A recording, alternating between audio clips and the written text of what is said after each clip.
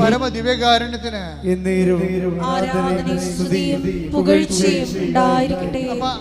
അതായത് അനുതാപത്തിൽ നിന്ന് അനുതാപത്തിലേക്കുള്ള ആത്മീയ സഞ്ചാരമാണ് ഉടമ്പടിയുടെ വളർച്ച എന്ന് പറയണത്. അപ്പോഴത് നമുക്ക് ചില വിഷയങ്ങൾക്ക് അഭിഷേകം കിട്ടാം, ചില വിഷയങ്ങൾ നമ്മൾ അത് ഇല്ലാതിരുന്ന കാലത്തേക്കാൾ ഇല്ലാത്ത കാലത്ത് ഉള്ളതിനേക്കാൾ മെച്ചമായ ആന്തരികമായ സന്തോഷം ലഭിക്കും. ക്രിസ്തീയ ആധ്യാത്മികത എന്ന് പറയുന്നത് നമ്മൾ ഇന്ന് വരെ കാണാത്ത നിധികളുള്ള സ്ഥലമാണ്. ക്രിസ്തീയ ആധ്യാത്മികത ഈശോ നിധി എന്നാണ് വിളിക്കുന്നത്, ട്രഷർ. അത് ഗോപനം ചെയ്താൽ, അത് കണ്ടെത്തിയാൽ പിന്നെ അത് ഗോപനം ചെയ്യണം, മറച്ചു വെക്കണം, പോയി തനിക്കുള്ളത് വിൽക്കണം, ആ നിധി വാങ്ങണമെന്ന് ഈശോ 13 മത്തായി 13 പറയണത്. ഞാൻ നിങ്ങൾ പറയാൻ ഉദ്ദേശിക്കുന്ന കാര്യം ഇപ്പോൾ തന്നെ ഉദാഹരണം, ഇപ്പോൾ കാനം കാര്യം എന്താ സംഭവിക്കുന്നത്? അയാൾ പറഞ്ഞു that is right my lord, അത് ശരിയാണെന്ന് പറഞ്ഞു. കർത്താവ് ഒരു കാര്യം പറയുമ്പോൾ അത് തെറ്റാണെന്നാണ് എല്ലാവരും പറയണത്. അങ്ങനെയല്ല, ഞാൻ ശരിയാണ്, കർത്താവാണ് തെറ്റെന്ന് പറയും. കാനം കാര്യം എന്താ പറയണത്? ഞാൻ തെറ്റാണ്, അങ്ങ് ശരിയാണ്. ദൈവത്തിൻ്റെ വചനം ശരിയാണെന്ന് പറയണത് എങ്ങനെയാണ്? ദൈവത്തിൻ്റെ വചനം നടപ്പിൽ വരുത്തുമ്പോഴാണ് ദൈവത്തിൻ്റെ വചനം ശരിയാണെന്ന് പറയണം, അല്ലാതെ വായിക്കുമ്പോഴല്ല. വായിക്കുമ്പോൾ ശ്രദ്ധിച്ചേക്കണം. ഉടമ്പടി നിങ്ങൾ വന്ന് എടുത്തെങ്കിൽ അതിൻ്റെ അരമണിക്കൂർ വചനം വായിക്കാൻ വേണ്ടി നിയമമുള്ളതാണ്. നിങ്ങൾ വചനം വായിക്കാതെ ഉടമ്പടി ഉപ്പ് അടിച്ച് മാറ്റിക്കൊണ്ട് ഇവിടെ 4 കാലം വീണ് ഓടിയാൽ ഈ സാധനം വർക്കൗട്ട് ചെയ്യത്തില്ല. ഇവിടുന്ന് എന്താണ് പറഞ്ഞിരിക്കുന്നത് അതുപോലെ ചെയ്യാൻ പറ്റാത്തവർ ഉടമ്പടി എടുക്കരുത്. അത് ദൈവത്തെ പറ്റിക്കാൻ വേണ്ടിയും വൈദ്യപ്പഴുപ്പിന് വേണ്ടി വരുന്നവരാണ്. അപ്പം അതുകൊണ്ട് ആരെടുത്താലും ആരെടുത്താലും ഉടമ്പടി അരമണിക്കൂർ വചനം വായിക്കണമെന്ന് പറഞ്ഞാൽ നിർബന്ധമായിട്ടും വചനം വായിച്ചിരിക്കണം. ചിലപ്പോൾ നിങ്ങൾക്ക് തന്നിരിക്കേണ്ട ഒരു ഓപ്ഷൻ എന്ന് പറയണത് 5 മിനിറ്റ് ഇടപെട്ട്, ഇപ്പോൾ 5 മിനിറ്റ് വായിച്ചാൽ പിന്നെ വൈകുന്നേരം 5 മിനിറ്റ് വായിച്ച് കിടക്കാൻ നേരത്ത് 5 മിനിറ്റ് വായിച്ച് അങ്ങനെ വായിക്കാം. ഒറ്റയടിക്ക് വായിക്കണമെന്നില്ല നിങ്ങളുടെ സമയം, പക്ഷേ വചനം വായിച്ചിരിക്കണം. അത് എക്സോർവായി ആരുടമ്പടി എടുത്താലും ഞങ്ങൾക്കത് ബാധകമല്ലെന്നൊരു കാര്യമില്ല. ഉടമ്പടി നിങ്ങൾക്ക് ബാധകമാകണമെങ്കിൽ ഉടമ്പടിയിലുള്ള പറഞ്ഞിരിക്കുന്ന എല്ലാ നിബന്ധനകളും നിങ്ങൾക്ക് ബാധകമാകണം. പ്രാർത്ഥിക്കുക, കർത്താവേ ഉടമ്പടി നിയമങ്ങള് നിബന്ധനകള് പൂർണ്ണമായി നിറവേറ്റാൻ എന്നെ അനുഗ്രഹിക്കണമേ, എന്നെ അഭിഷേകം ചെയ്യണമേ.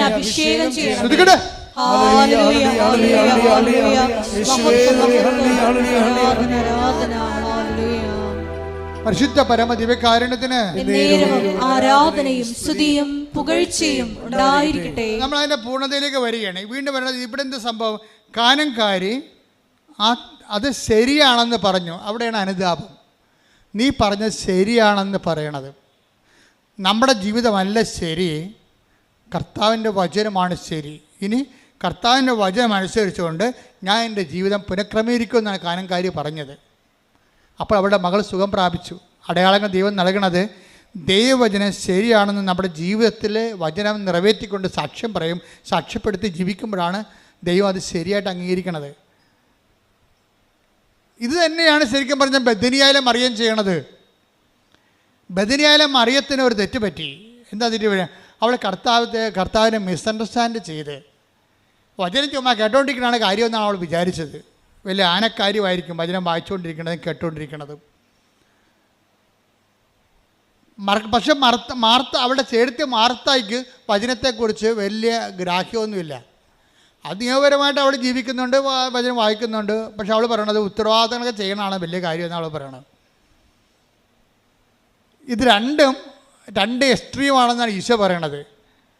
ഉത്തരവാദിത്തങ്ങളും ചെയ്യണം, വചനം നിറവേറ്റുകയും ചെയ്യണം, വചനം വായിക്കുകയും ചെയ്യണം, വചനം കേൾക്കുകയും ചെയ്യണം. അതുകൊണ്ടാണ് നീയും വന്ന് വചനം കേൾക്കാൻ പറയണത്. പക്ഷേ എന്നാ പറ്റി? ഒരു ഇഷ്യൂ ആ കുടുംബത്തെ ക്രിയേറ്റ് ചെയ്യുമ്പോൾ ആ തൂണും തുണയുമായി നിന്ന ലാസർ അവരുടെ ആങ്ങളെ തന്നെ രോഗിയായി നോക്കുമ്പോൾ എന്താ പറ്റി? അടുത്തിരുന്ന മറിയം പറയും രോഗിയായതുകൊണ്ട് അവർ ആദ്യം ഈ ലാസറിന് രോഗം വന്നിട്ട് മറിയം മൈൻഡ് ചെയ്യില്ല. എന്താ കാര്യം? ആണും തൂണും തടിയും തൻ്റെടിയുമായിട്ട് നിൽക്കണ ആരാണ്? ദൈവം അവിടെ കൂടെ ഉണ്ട്, ഈശോ ഉണ്ട്. കാനായിലെ കല്യാണത്തിൽ വെള്ളം വീഞ്ഞാക്കിയോ കടൽ വീഞ്ഞാക്കിയോ നടന്നവൻ. അങ്ങനെ ഒത്തിരി ബയോഡേറ്റ ഉള്ള ക്രിസ്തു അവളുടെ ഒരു കുടുംബ സുഹൃത്തിനെ പോലെ ഉണ്ട്. ദൈവമായിട്ട് ആവശ്യമില്ലാത്ത സ്വകാര്യ ബന്ധം ചില ആൾക്കാരുണ്ടാക്കും. കർത്താവിൻ്റെ പ്രാണനാണ്, സുഹൃത്താണ്, മണ്ണാങ്കട്ടിൻ്റെ ഒരു ഒപ്പുമല്ല. ലാസ്റ്റ് 2 പെങ്ങന്മാരുണ്ടായിരുന്നു, ഒന്ന് മാർത്ത ഒന്ന് മറിയം. മറിയാൻ പറഞ്ഞു കർത്താവിൻ്റെ ഫ്രണ്ടാണെന്ന്. കർത്താവ് പറഞ്ഞു ഒട്ടേണ്ടി വരുമെന്ന് പറഞ്ഞു. ഒരു ഫ്രണ്ടുമില്ല, അങ്ങനെ റിലേഷൻ ഇല്ലെന്ന് പറയും. എന്താ കാര്യം? ദൈവമായിട്ട് നമുക്കൊരു മാനുഷികമായ ഫ്രണ്ട്ഷിപ്പല്ല ഉള്ളത്, ദൈവവും ദൈവത്തിന് മക്കളും എന്നുള്ള ഫ്രണ്ട്ഷിപ്പാണ് നമുക്കുള്ളത്. ഈ ഫ്രണ്ട്ഷിപ്പിൻ്റെ സമയത്തുണ്ടായിരുന്ന വിഷയമെന്ന് പറയണത്, ഇപ്പോൾ ഒരു ഇഷ്യൂ ഉണ്ടായി, നമ്മളത് എപ്പോഴും അണ്ടർ ടെസ്റ്റിംഗ് ആണ്. നീ ദൈവത്തിൻ്റെ എന്ത് റിലേഷൻ്റെ നിലവാരത്തിലാണെങ്കിലും ദൈവം പറയും എനിക്ക് ടെസ്റ്റ്, നീ കാര്യങ്ങളൊക്കെ പറഞ്ഞാൽ ശരിയാണ്, പക്ഷേ ടെസ്റ്റ് ചെയ്യാനുണ്ടെന്ന് പറയും. അങ്ങനെ ലാസറിന് പണി കൊടുക്കണത്. ലാസർ ചത്ത് മലക്കും. അപ്പോൾ ഇവിടെ നിലവിട്ട് പോകും. ആരുമില്ലല്ലോ ഇപ്പം. കർത്താവിന് വേണ്ടി ആഹാരം ചെയ്താണ് ഇവർ ഒരു വർഷം മുഴുവനും. കർത്താവിന് കൊണ്ടിരുന്ന് വചനം പങ്കുവെച്ചതാണ് മറിയാം. ഒരു കഥയുമില്ല, കർത്താവില്ല, ആരുമില്ല. ആൾക്കാരൊക്കെ പറഞ്ഞു വിട്ടിട്ടുണ്ട് കൊണ്ടുവരാൻ, ആര് വരാൻ, ചത്ത് ചീഞ്ഞ് അടക്കി തീർന്ന്. എന്നിട്ടില്ല, അവസാനം ഇവരെല്ലാം ഡൗണായി. പ്രാർത്ഥിച്ചിട്ട് എന്ത് കാര്യം, കർത്താവ് വീട്ടിൽ വന്നെന്ന് പറഞ്ഞിട്ട് എന്ത് കാര്യം, ഇവിടെ ഇരുന്ന് സംസാരിച്ചെന്ന് പറഞ്ഞിട്ട് എന്ത് കാര്യം, നമുക്കൊരാവശ്യമില്ല ഉള്ളപ്പോൾ ആരുമില്ലല്ലോ. അതാ നമുക്കൊരാവശ്യമുള്ളപ്പോൾ ആരുമില്ലല്ലോ. അതായത് എപ്പോഴും ടെസ്റ്റിംഗ് ടൈം എപ്പോഴും നിൽക്കാൻ മനസ്സിലാക്കണം. കർത്താവുമായിട്ട് നിൽക്കുമ്പോൾ നമ്മൾ എന്ത് ജോലി ചെയ്തു, നമ്മൾ എന്ത് കർത്താവുമായിട്ട് ബന്ധമാണ്. ഇപ്പം ഞങ്ങളൊക്കെ ഫുൾ ടൈം കോൺസെൻട്രേറ്റഡാണ്, ഫുൾ ടൈം കോൺസെൻട്രേറ്റഡാണ് ഞാൻ. എൻ്റെ ജീവിതത്തിലാണെങ്കിൽ ഒരു ടൈം പോലും ഞാൻ നഷ്ടപ്പെടുത്തിയിട്ടില്ല. എൻ്റെ ജീവിതത്തിൻ്റെ ഏറ്റവും വലിയ വിജയമാണത്. കർത്താവിന് മുമ്പിൽ എനിക്ക് തന്നൊരു ദാനമാണ്. ഒരു ടൈം പോലും ഞാൻ വേസ്റ്റ് ചെയ്തിട്ടില്ല, വേസ്റ്റിന് വേണ്ടി ഉപയോഗിച്ചിട്ടില്ല. എല്ലാം സുവിശേഷത്തിന് വേണ്ടിയും സഭയ്ക്ക് വേണ്ടിയും സാംസ്കാരിക കലാവിധങ്ങൾക്ക് വേണ്ടിയും സഭയോട് ബന്ധപ്പെട്ട സമൂഹത്തിന് വേണ്ടിയും പൊതുസമൂഹത്തിന് വേണ്ടിയാണ് ജീവിച്ചത്. ഇപ്പോഴും അങ്ങനെയാണ്, ഒരു സമയം കളയത്തില്ല. പക്ഷേ എനിക്ക് ഇത്രയും കൃത്യമായിട്ട് സുവിശേഷ വേലയായിട്ട് ജീവിച്ചിട്ടും എനിക്ക് എന്തെല്ലാം പ്രോബ്ലംസാണ് ഉള്ളത്. എനിക്ക് ന്യായമായി ദൈവം തരേണ്ട ഒരു കാര്യം തന്നിട്ടില്ല. ദൈവത്തിന് വേണ്ടി ഒത്തിരി കാര്യങ്ങൾ ദൈവം ചെയ്തിട്ടുണ്ട്, അതിന് എന്നെ പങ്കെടുപ്പിച്ചിട്ടുണ്ട്, അത് ഞാൻ സന്തോഷമായി. ഇപ്പം നിങ്ങൾ ദൈവത്തിന് വേണ്ടി തന്ന കാര്യമാണ് ഉടമ്പടി, ദൈവത്തിന് വേണ്ടി തന്ന കാര്യമാണ് നിങ്ങൾ, അത് ഞാൻ നന്നായിട്ട് ചെയ്യുന്നുണ്ട്. പക്ഷേ ഇതുപോലും ആരോഗ്യത്തോടെ ചെയ്യാൻ വേണ്ടി ദൈവം അനുവദിച്ചിട്ടില്ല. എന്താ കാര്യം? ഒരു കൈ കർത്താവിനെ പിടിച്ചുകൊണ്ടേ നടക്കാൻ പറ്റത്തുള്ളൂ. അതെപ്പോഴും നമ്മൾ ശ്രദ്ധിക്കണം. എന്നോട് കാണിക്കാത്ത കാര്യം നിങ്ങളോട് കാണിക്കുമോ? എന്താ സംഭവം എന്ന് വെച്ച് കഴിഞ്ഞാൽ, കാണിക്കാൻ പറ്റില്ലെന്നൊന്നും ഞാൻ പറയണില്ല, പക്ഷേ ഇതൊരു മനസ്സിലാക്കേണ്ട സത്യമാണ്. നമ്മൾ ദൈവത്തിൽ അടുക്കുമ്പോൾ, ആൾക്കാർ ദൈവത്തിൽ അടുക്കണത് എന്താണ്? നമുക്ക് പ്രശ്നമൊന്നും ഉണ്ടാകരുത്, അത് വേണ്ടിയാണ് ദൈവത്തിൽ എടുക്കുന്നത്. നാളെ പിള്ളേർ പള്ളിക്കൂടത്തിൽ പോകുമ്പോൾ പട്ടി കടിക്കരുത്, അതിനാണ് കുടുംബപ്രാർത്ഥന നടത്തുക. എന്താ കുടുംബപ്രാർത്ഥന? അല്ല വല്ല അബദ്ധം ഉണ്ടാകും, വല്ല അപകടം ഉണ്ടാകും. അപ്പോൾ ഈ പേടിച്ചിട്ടാണ് കുടുംബപ്രാർത്ഥന നടത്തുന്നത്, അല്ല ദൈവത്തെ സ്നേഹിച്ചിട്ടല്ല. പല അണ്ണന്മാരും പള്ളിയിൽ പോണതും പല അണ്ണന്മാരും കുടുംബപ്രാർത്ഥന നടത്തേണ്ട കാര്യം എന്താണ്? നമുക്ക് പണി കിട്ടല്ലേ കർത്താവേ, നമുക്ക് പണി തരുന്നത് കേട്ടാ, പണി തരാതിരിക്കാൻ വേണ്ടിയാണേ. അത് ദൈവത്തിന് അറിയാം. എന്ന് വെച്ച് കഴിഞ്ഞാൽ പേടിച്ചിട്ടാണ് പല കാര്യങ്ങളും ചെയ്യണത്. അങ്ങനെയല്ല, ദൈവത്തിനെ സ്നേഹിച്ചിട്ട് ചെയ്യണതിലേക്ക് നീ ഒരു ടെസ്റ്റ് തരും. അപ്പം ടെസ്റ്റ് തന്നപ്പോൾ എന്ത് പറ്റി? ടെസ്റ്റിൽ മറിയാൻ തോറ്റു. മാർത്ത, വചനം കേൾക്കാത്ത മാർത്ത അപ്പഴും പിടിച്ചു നിന്ന്. 4 ദിവസം കഴിഞ്ഞപ്പോൾ ചീഞ്ഞപ്പോൾ ആൾ വന്നിട്ടുണ്ട്, കർത്താവ് വന്നിട്ടുണ്ട്, ചീഞ്ഞ ആൾ. ആ കുഴിമാടത്തിന് പുറത്ത് വരെ മണമാണ്, അടുക്കല്ലേ എന്നാണ് ശിഷ്യന്മാർ പറയണത്. ഇപ്പോൾ കർത്താവ് അവിടെ വന്ന് നിൽക്കണമെന്ന് കണ്ടപ്പോൾ മറിയാൻ പറഞ്ഞു, വരിയെ പോവുക ചേട്ടാ നമുക്കെന്താണ്, വരിയെ പോവുക ചേട്ടാ നമുക്കെന്താണ്. കാര്യം നമുക്ക് ഒരാളതിനെല്ലാം ഒരാളുടെ വഴി തങ്ങുക, പോകാനുള്ളവൻ പോയി. ഇനിയിപ്പോൾ ആര് വന്നിട്ട് എന്ത് കാര്യം, പോയിട്ട് എന്ത് കാര്യം? മറിയം പോയില്ല, മറിയം തോറ്റു ആ പരീക്ഷയ്ക്ക്. മാർത്തായാണ് ഇടിച്ചതിൽ കയറണത്. മാർത്തായതിന് അവിടെ ചെന്നിട്ട് പറയുവേ എന്താണ്? കർത്താവേ, നീ ഇവിടെ ഉണ്ടായിരുന്നെങ്കിൽ. ഒരു വചനം കേൾക്കാത്ത പാർട്ടിയാണ്, പക്ഷേ വിശ്വാസ ജീവിതം കറക്റ്റാണ്. നീ ഇവിടെ ഉണ്ടായിരുന്നെങ്കിൽ എൻ്റെ സഹോദരൻ മരിക്കുകയില്ല. പക്ഷേ നീ ദൈവത്തോട് ചോദിക്കണത് എന്തും ദൈവം നിനക്ക് നൽകുമെന്ന് ഇപ്പോഴും എനിക്കറിയാം. അതാണ് മാർത്തയുടെ വിശ്വാസം. വല്ലാത്ത വിശ്വാസമാണ്. കഴിഞ്ഞ ദിവസങ്ങളിൽ ജോമോളനോട് പറഞ്ഞ്, ഇവളെ പഠിപ്പിച്ച ആരോ ഉണ്ടാക്കി വിളിച്ച് പറഞ്ഞ്, ഗ്രീക്കിൽ എഴുതിയിരിക്കണത് കർത്താവേ, നീ ലോകത്തിലേക്ക് വരുന്ന മിശിഹായെന്ന് ഞാൻ പണ്ട് വിശ്വസിച്ചിരുന്നെന്നാണ്, ഇപ്പം വിശ്വസിക്കണില്ലെന്നാണ് പറഞ്ഞതെന്ന്. ഞാൻ പറഞ്ഞു, നീ ചെന്ന് ആ മരമണ്ടനോട് ചോദിക്കുക.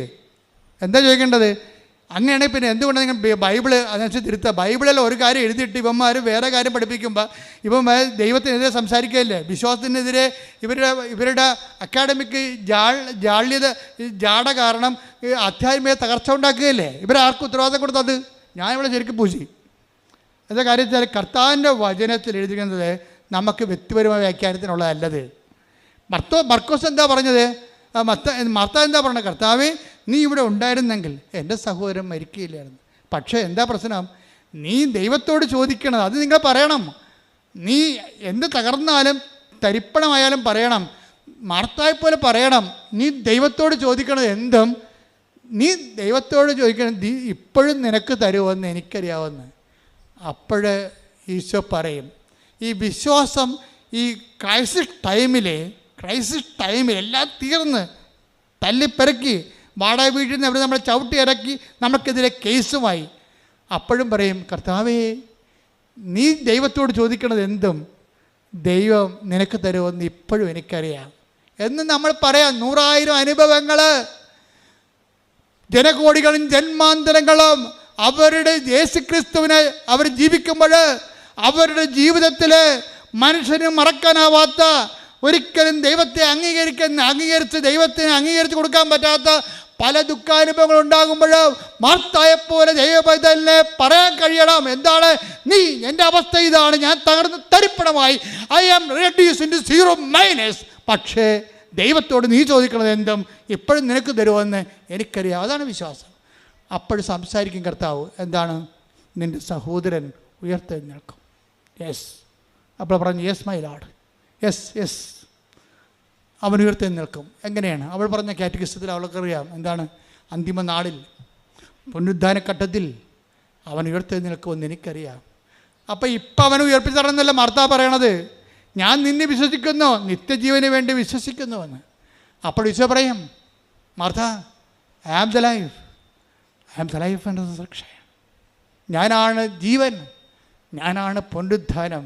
നീ ഇത് വിശ്വസിക്കുന്നു? Yes my lord. അപ്പോൾ അവൾ പറയും, യെസ് മൈ ലോർഡ്.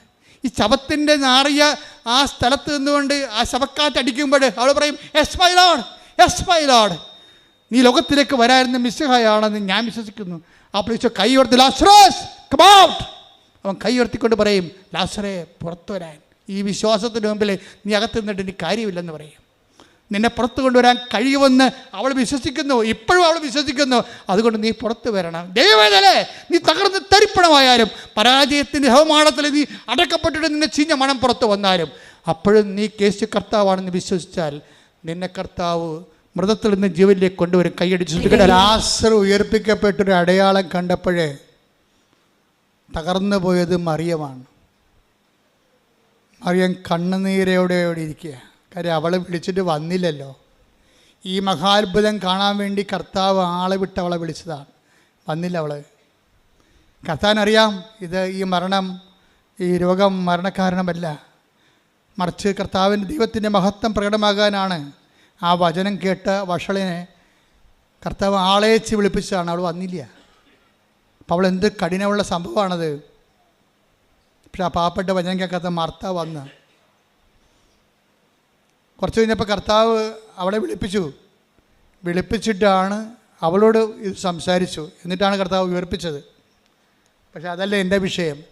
അതിനുശേഷം ഒരാഴ്ച കഴിഞ്ഞപ്പോഴേ അവളും കണ്ടില്ലേ കർത്താവ്, അവളും പറഞ്ഞത് തന്നെയാണ്, നീ ഉണ്ടായിരുന്നെങ്കിൽ ഇങ്ങനെ സംഭവിക്കത്തില്ല. എല്ലാവരുടെയും പ്രശ്നം അതാണല്ല, നീ ഉണ്ടായിരുന്നെങ്കിൽ ഇങ്ങനെ സംഭവിക്കത്തില്ലെന്ന്. നീ ഉണ്ടായിരുന്നില്ല, അങ്ങനെ സംഭവിച്ചു. എന്നാലും സുവിശേഷം നിൻ്റെ വീണ്ടെടുപ്പിന് ഒരു വാതിൽ തുറന്നിടുന്നുണ്ട്. അതാ സംഭവം. നീ ഉണ്ടായിരുന്നെങ്കിൽ ഇങ്ങനെ സംഭവിക്കത്തില്ലായിരുന്നു. ശരി, സംഭവിച്ചു. നീ ഇല്ലായിരുന്നു, അങ്ങനെ സംഭവിച്ചു എന്ന് പറഞ്ഞുകൊണ്ട് അത് അവസാന വാക്കല്ല. നിൻ്റെ വീണ്ടെടുപ്പിന് ദൈവം ഒരു വാതിൽ തുറന്നിട്ടിട്ടുണ്ട്. I am the door. അതാണ് കർത്താവ് പറഞ്ഞു, ഞാനാണ് വാതിലെന്ന്. കൈയടിക്കട്ടെ, സ്തുതിക്കട്ടെ.